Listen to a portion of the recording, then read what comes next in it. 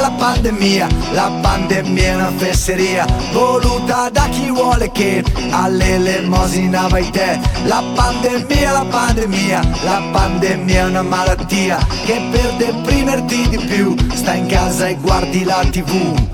Ma se violi il coprifuoco sei senz'altro un delinquente, oltre a un pessimo fetente.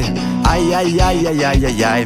C'è chi fa la passeggiata e poi passa la regione mentre lo sorprende il drone. Ai ai ai ai ai ai ai. Complottare un maledetto, ti vuoi pure smascherare, all'ospedale devi andare a vedere l'emergenza per la tua sporca incoscienza. La pandemia è una bugia voluta da chi vuole che il vaccino la faccia da re. La pandemia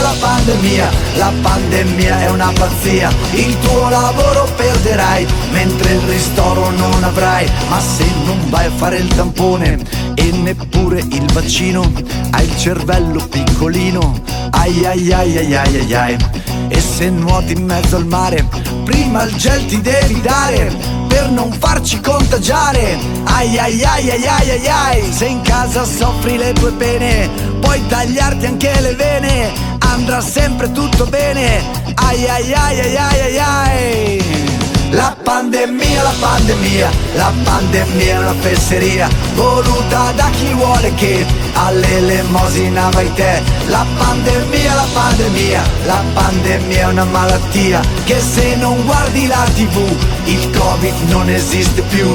Ma se segui il protocollo, vigiletta chipirina, l'ospedale si avvicina. Ai ai ai ai ai ai ai. E se ti vuoi far visitare, il tampone è meglio anale, che se muori di Covid l'affarone è tutto lì. La pandemia è una furberia voluta da chi vuole che la dittatura ancora c'è. La pandemia è una porcheria, come il vaccino che ti fai, così potente arricchirai. E se invece sei un bambino, non puoi andare più in giardino, ti è impedito di giocare, tanto meno di abbracciare. E se diventi rosso a scuola è perché hai la museruola, ci hanno dato un'altra sola.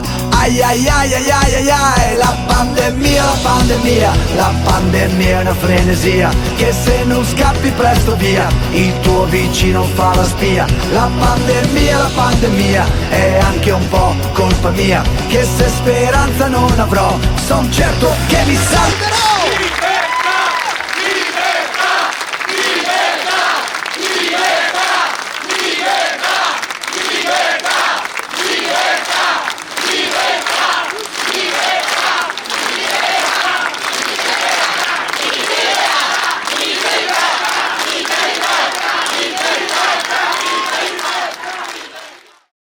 Solange Hutter è una preside che si è dimessa in polemica contro tutta questa situazione pesantissima che ci ha colto ormai da un anno e che non dà segni di invertire la tendenza, anzi continua ancora di più, nonostante le evidenze dimostrino che ci troviamo di fronte a una situazione che ha dell'incredibile, che di scientifico francamente non ha nulla, che ha dei numeri oggettivamente parlando, non così a impressione, che non giustificano assolutamente le chiusure che vengono fatte, che stanno distruggendo intere categorie lavorative, di persone, che stanno mandando alla depressione, al blocco totale, e soprattutto che ha preso ad oggetto i bambini, i soggetti più deboli, le persone che più sono esposte.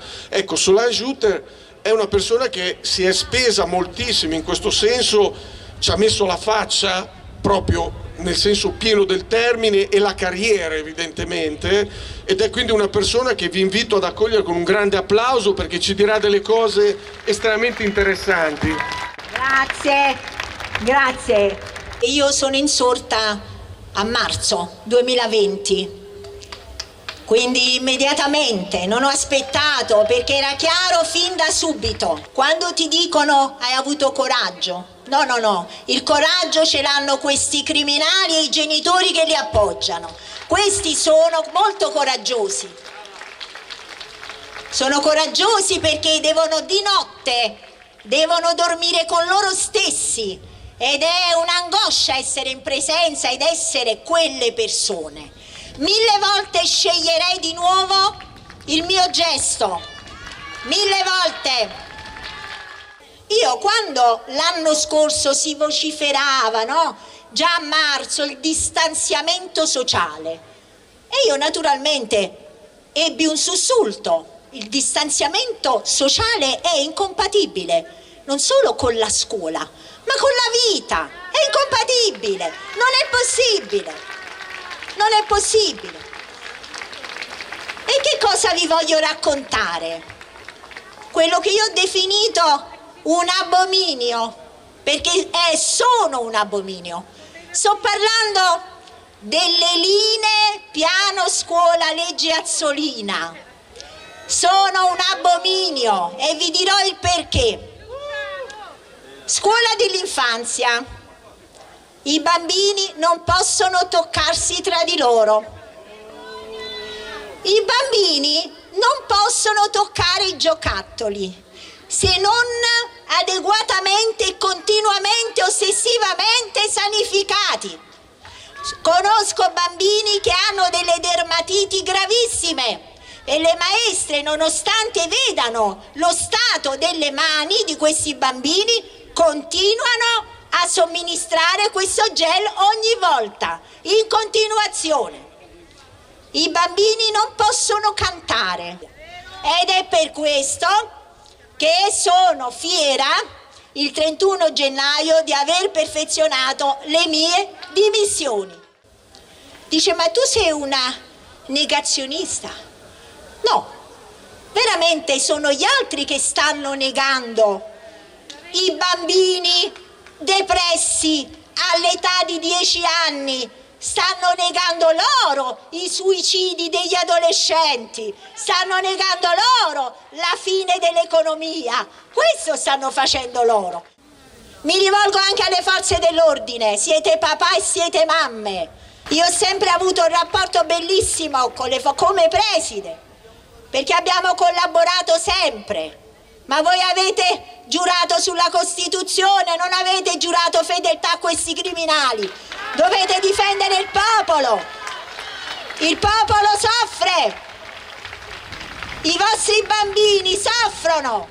La situazione è veramente emergenziale e questo non potete dire che non siate stati avvisati. C'è un'emergenza psichiatrica gravissima di cui nessuno parla. I bambini e i ragazzi si ammazzano, ma non sono soltanto loro.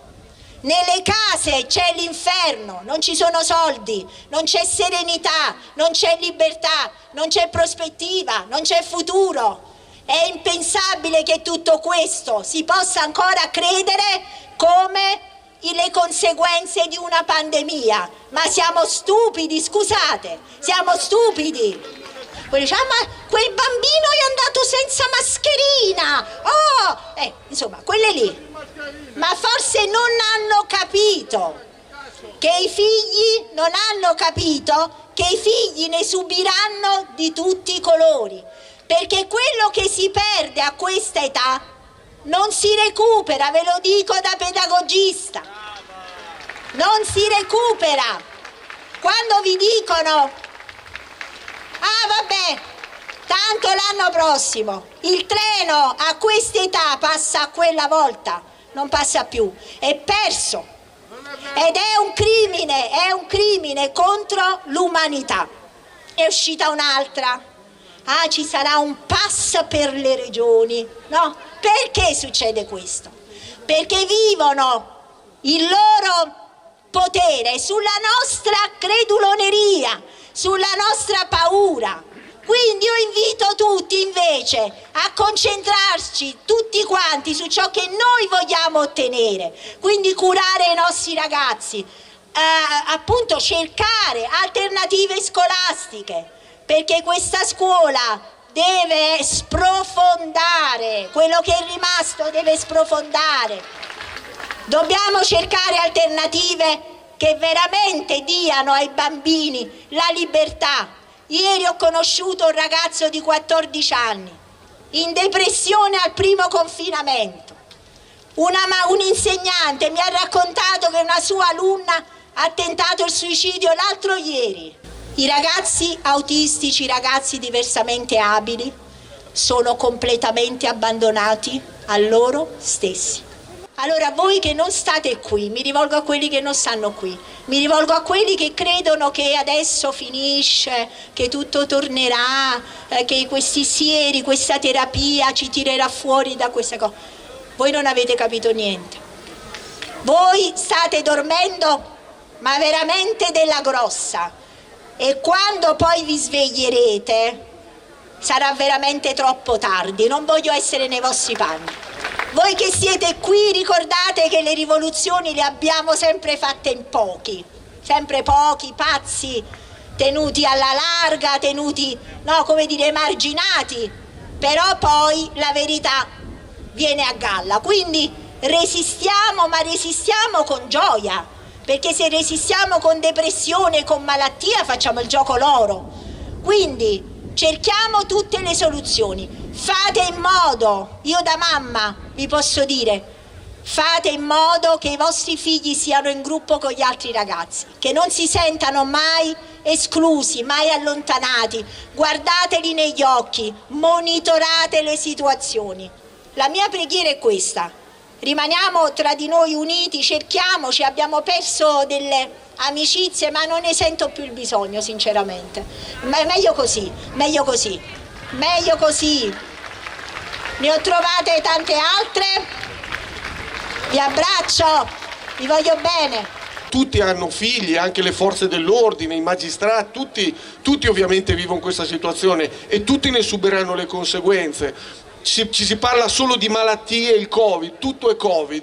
Appunto, si parla di terrore, di paura, ed è quello con cui vogliamo anche discutere adesso col dottor Dario Miedico, che abbiamo telefonicamente, non è stato possibile averlo qui di persona, ma lo sentiamo. In questo ormai quasi anno e mezzo la paura è stata instillata in tutti noi. Si è creata la paura soprattutto nella fascia di popolazione più anziana.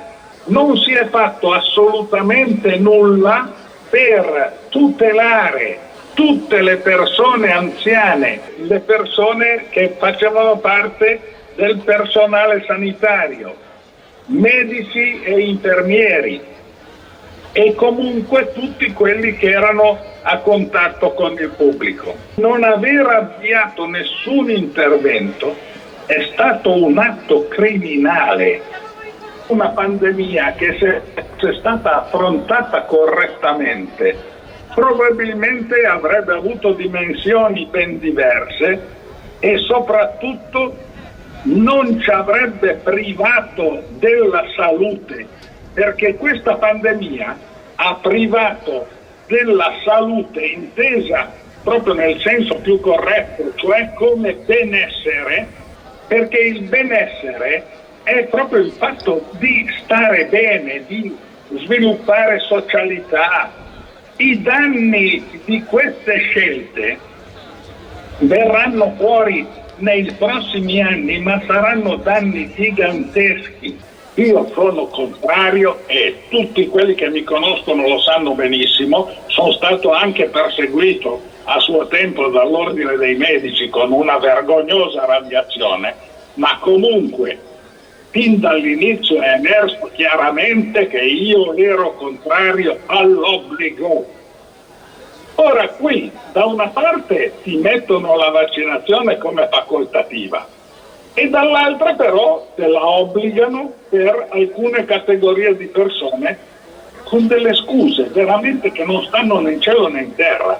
Questi operatori sanitari che prima erano gli angeli custodi, le meraviglie che si esponevano a rischi e sono anche morti, oggi sono diventati dei delinquenti semplicemente perché rifiutano di vaccinarsi. Ma rifiutano di vaccinarsi perché vogliono sapere di più sulle vaccinazioni, sulle loro conseguenze, vogliono sapere di più su questa pandemia. Per questo coloro che rifiutano la vaccinazione portano avanti una battaglia sacrosanta e per questo dobbiamo essere grati a loro.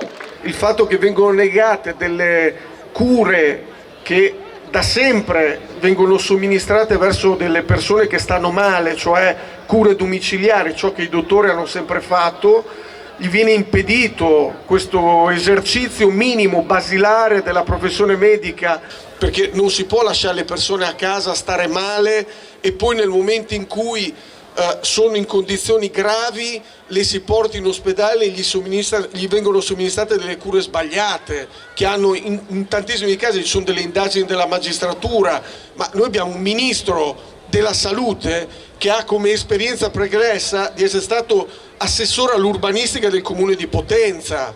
Vi rendete conto la sanità pubblica che è in mano a una persona che può vantare questo tipo di competenza, quindi zero, che ha fatto un libro vergognoso che è stato infatti ritirato dal commercio, in cui diceva che la pandemia era l'occasione per riportare l'egemonia politica e culturale della sua parte politica. Questo è il tipo di attitudine di questo personaggio, quindi siamo di fronte a delle situazioni omissive, delle procedure di una gravità inaudita che stanno condannando una società.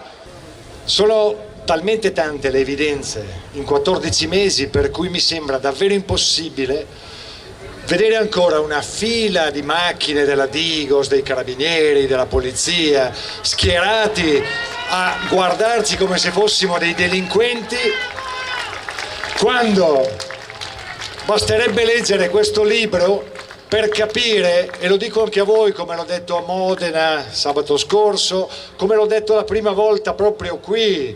Mi è capitato di dire varie volte che ci sono dei colpevoli in tutta questa situazione. I primi colpevoli sono la categoria di delinquenti e incapaci che sono i giornalisti. Una categoria veramente infame che soltanto ai tempi del nazismo o del comunismo si poteva vedere così schierata con il potere, no? In modo subdolo. Nel 2014 il dottor Cricelli si diceva che morivano in Italia 1600 persone al giorno e di queste 1600, 800 erano anziani.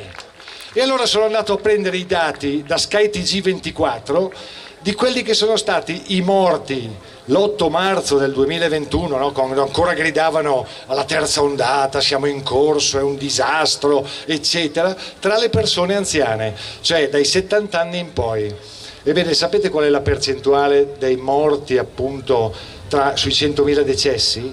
L'86,2%. Sapete quanto era nel 2014?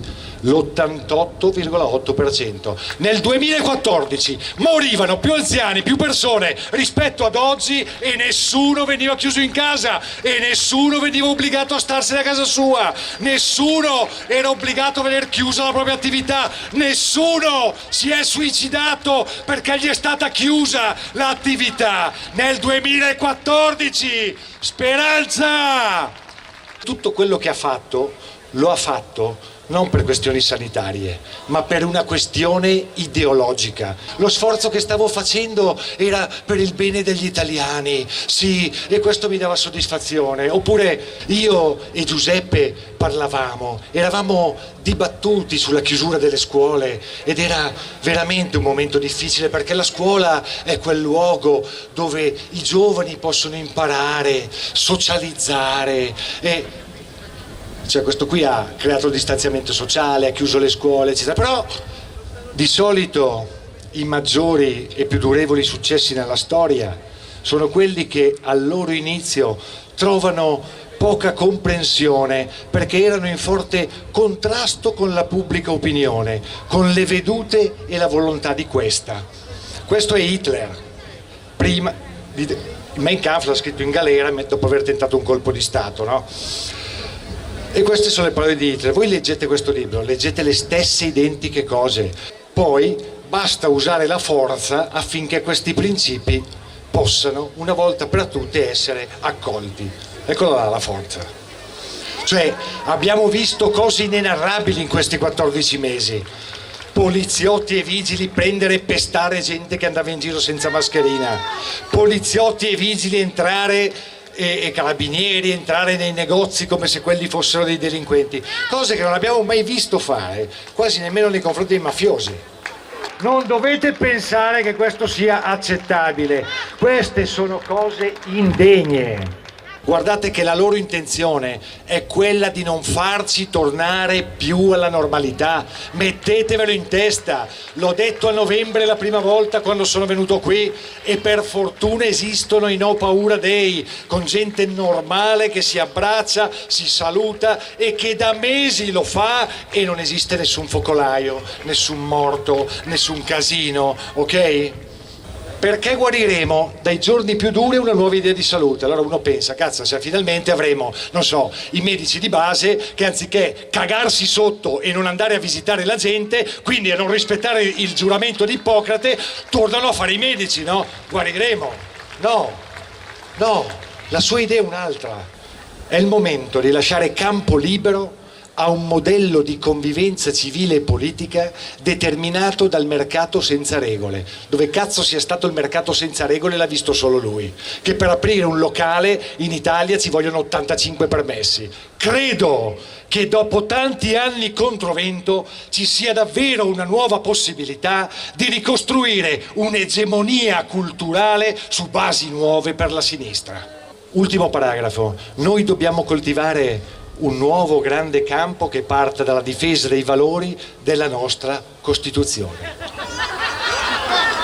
Allora, giusto per ricordare sempre ai nostri amici che ci vigilano, sono stati violati l'articolo 1, il diritto al lavoro, l'articolo 13, l'articolo 22, dove la libertà personale è inviolabile, l'articolo 16 al diritto di circolare, l'articolo 76-77 delega legislativa, l'articolo 32 sulla libertà di cura, l'articolo 17 sulla libertà di riunione, l'articolo 19 sulla libertà di culto, l'articolo 34 sul diritto allo studio.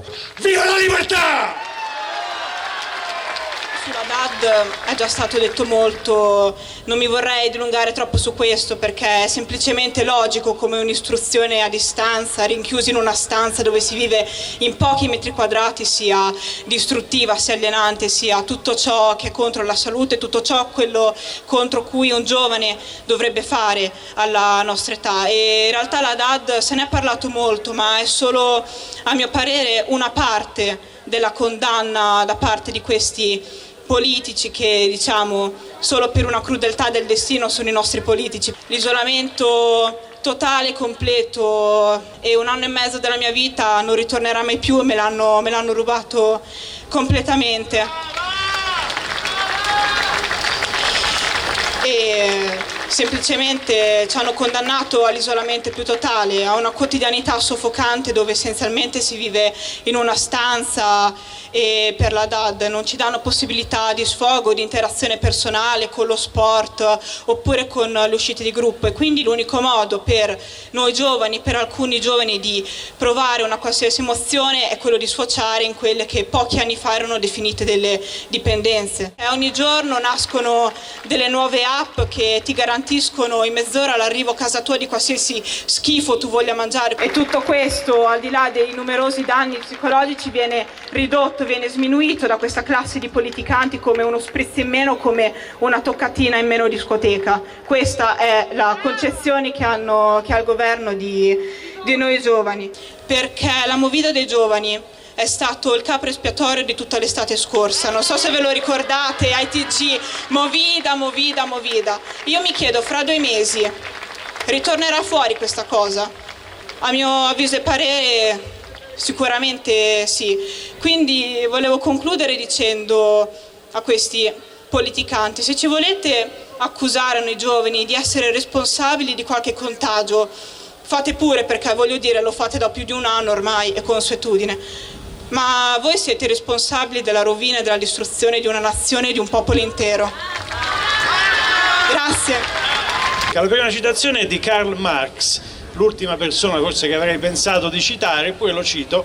Nel 18 Brumaio di Luigi Bonaparte, Marx scrive: la storia si ripete sempre 2 volte, la prima in tragedia, la seconda in farsa. La prima volta ce l'abbiamo avuta in Italia, in Europa, i nazisti, i fascisti, i comunisti, le varie dittature totalitarie. Adesso noi abbiamo la farsa, abbiamo Speranza, abbiamo Draghi, parliamo di Draghi, il salvatore della patria. Abbiamo avuto Conte, quindi è una farsa assoluta.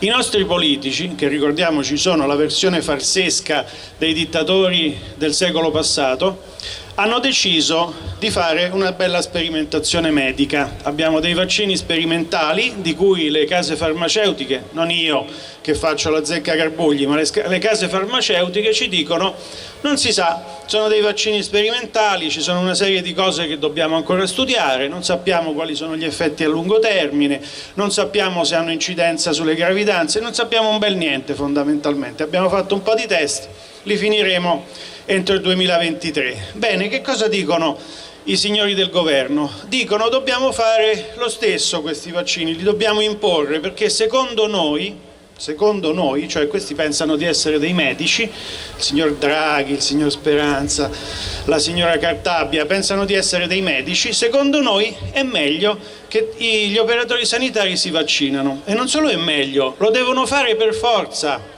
Se non lo fanno, o li sospendiamo dalla professione oppure comunque magari li mettiamo a fare qualcos'altro. L'idea folle, adesso mettiamoci nell'ottica di questo decreto legge che è uscito. Il decreto legge dice se uno è un primario di cardiologia, facciamo conto, non si vuole vaccinare, lo sposto, lo metto a fare un lavoro dove non può rischiare di contagiare i pazienti, quindi che lo mettiamo a fare il barista per esempio, oppure il giardiniere dell'ospedale. Questa è l'idea, c'è scritto nel decreto legge, per questo dico è una farsa, non è una cosa seria questa. È una farsa che però mette in mezzo persone che stanno rischiando di perdere il lavoro, di non sapere come andare avanti, che sono gli operatori sanitari. Quindi noi abbiamo un governo che ha detto facciamo una sperimentazione medica obbligatoria a carico di tutti gli operatori sanitari. Questa è, come diceva prima Paolo Sensini, è una linea del Piave, non è accettabile, non è possibile, non si può fare sperimentazione medica su persone che non sono d'accordo a fare la sperimentazione, e ancora più a monte. Ciascuno è proprietario del suo corpo e nessuno può invadere la linea invalicabile della proprietà del corpo, quindi non c'è nessuno che mi può dire che cosa mi devo iniettare. Questo lo dico in particolare anche alle forze dell'ordine che ci seguono sempre con attenzione e che saluto come sempre. Le prime vittime di questa situazione sono stati proprio loro. Tantissimi militari hanno dovuto subire il vaccino in modo più o meno obbligatorio e tanti si sono sentiti male, hanno avuto conseguenze gravissime, ci sono stati dei morti. Di tutto questo ovviamente non si sa nulla perché gli studi non sono stati ancora fatti. Quindi questa è una battaglia fondamentale, una battaglia non degli operatori sanitari, una battaglia di tutti noi, perché se facciamo passare questo è la fine. Dobbiamo disobbedire dal basso, anche a tutto il resto di queste buffonate che ci impongono. Metteranno il passaporto per andare dall'Emilia Romagna alla Toscana o al Veneto. Passiamo il confine, adesso hanno fatto il confine tra le regioni in continuazione, tutti i giorni, senza passaporto. E poi ripeto, apriamo tutti gli esercizi commerciali e soprattutto non ci facciamo prendere in giro dal governo. Quando fanno la conferenza stampa e dicono adesso riapriamo, è come l'anno scorso, adesso abbiamo capito, ci stanno prendendo in giro, non bisogna crederci, bisogna andare avanti senza fermarsi mai, perché questa cosa è inammissibile.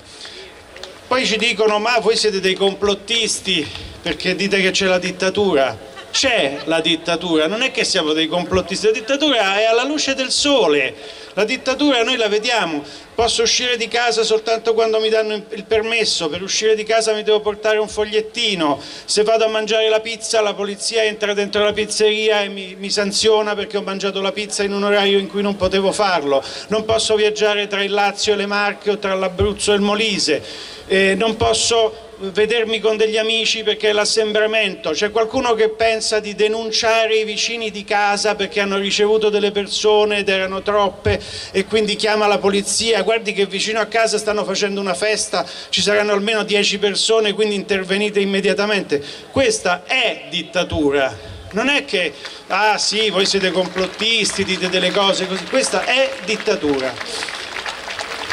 E ancora una volta, tutti quelli che possono fare qualcosa, dal singolo cittadino che esce di casa facendo vedere la sua faccia, non si vergogna di far vedere la sua faccia e va in giro senza mascherina, fino ai medici che possono ribellarsi contro l'obbligo vaccinale, fino a noi avvocati che possiamo fare cause e denunce perché questa gente si merita di essere denunciata, punita e di finire in galera per quello che ha fatto. Una volta tanto bisogna dirlo, questa gente deve essere processata e messa in carcere per quello che hanno fatto.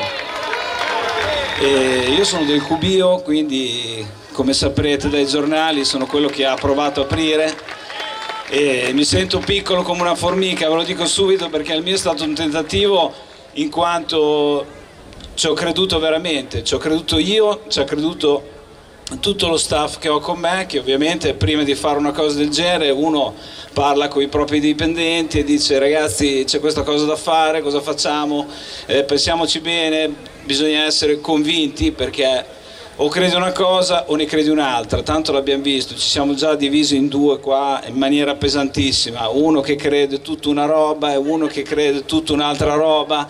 Ragazzi, non c'è colore che tenga, non c'è il giallo, l'arancione o il rosso, queste bandelle a colori che le mandino dove vendono le vernici, porca puttana, perché è lì che va il pantone. Ma ci rendiamo conto che hanno demonizzato alcune categorie. Spero che queste piazze aumentino, devono aumentare queste piazze ragazzi, devono venire i giovani, devono venire i miei colleghi che devono venire qua a dire che cazzo è sta storia, perché questa qui è una storia che non c'entra niente, non c'entra niente. Se tu vai al supermercato, vai dal benzinaio, puoi andare anche al ristorante, ma ci prendiamo per i fondelli?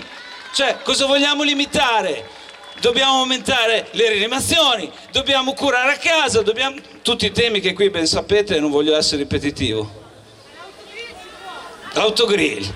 Cioè, io adesso devo andare a chiedere al comune e dire guarda, ho fatto convenzione con lui che ha la Fiat qui vicino a me e mi fanno diventare mensa e posso mettere a sedere a mezzogiorno. Ma de che? Ma de che? Ma sei fuori di testa? E spero che protestino anche le palestre, spero che protestino anche tutti quelli che a volte non si menzionano. Adesso parlo solo dei ristoranti, ma mica ci siamo solo noi. Oh ragazzi, c'è un sacco di categorie qua che vanno a puttane, un sacco di dipendenti che vanno a puttane.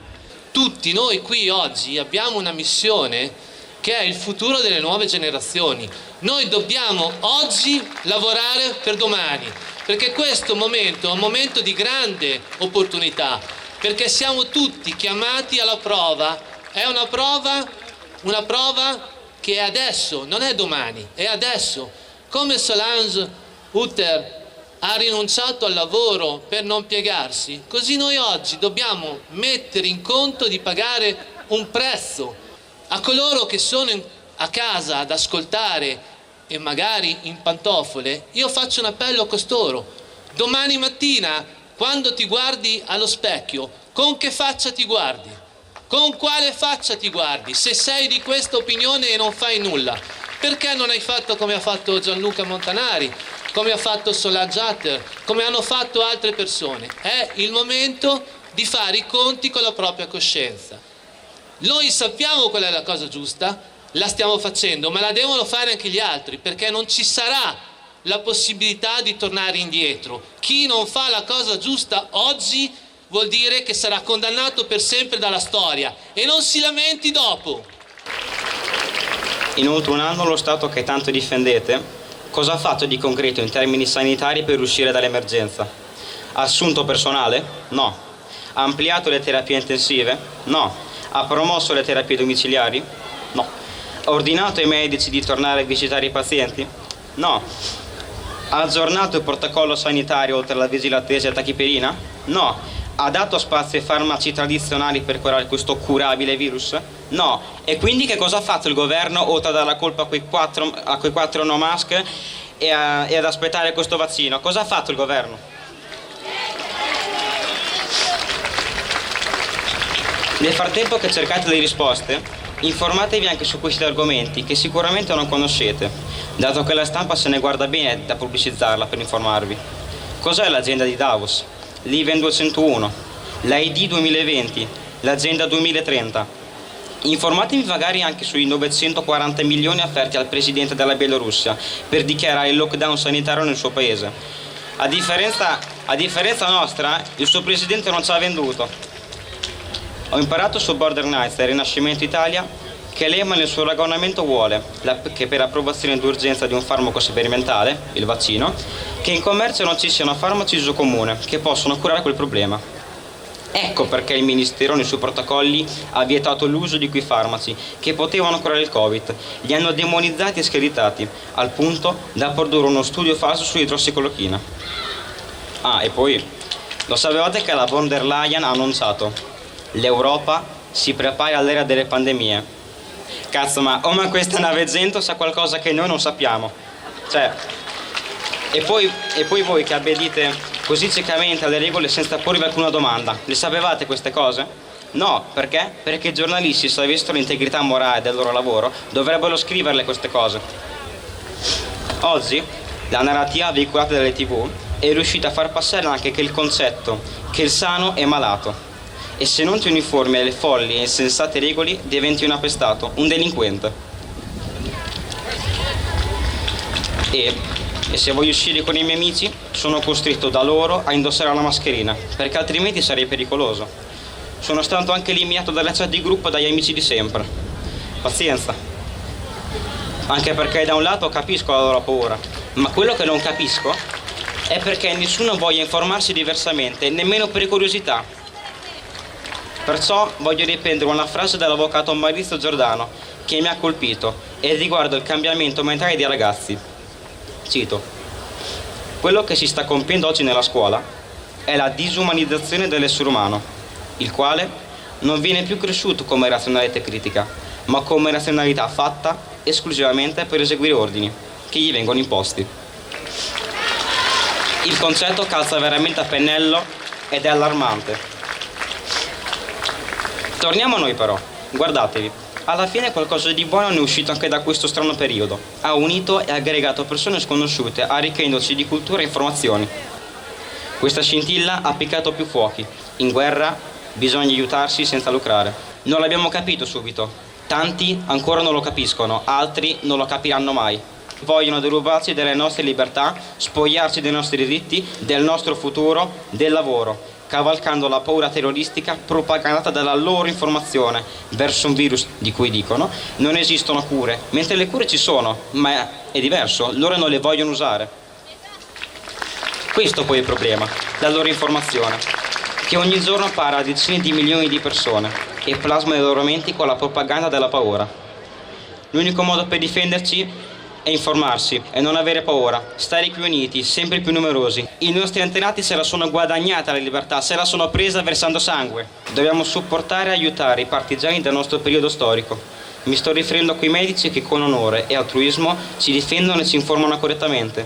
Stefano Scoglio, che sta demolendo la truffa dei tamponi delle varianti. Mariano Amici, il dottorino Milani e tanti altri colpevoli di aver abolito tutti i loro pazienti. Montanari, Gatti e la Bolgan.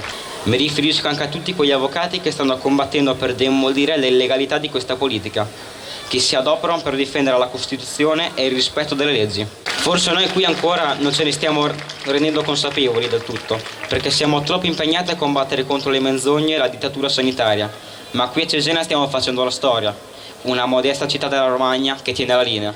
Grazie.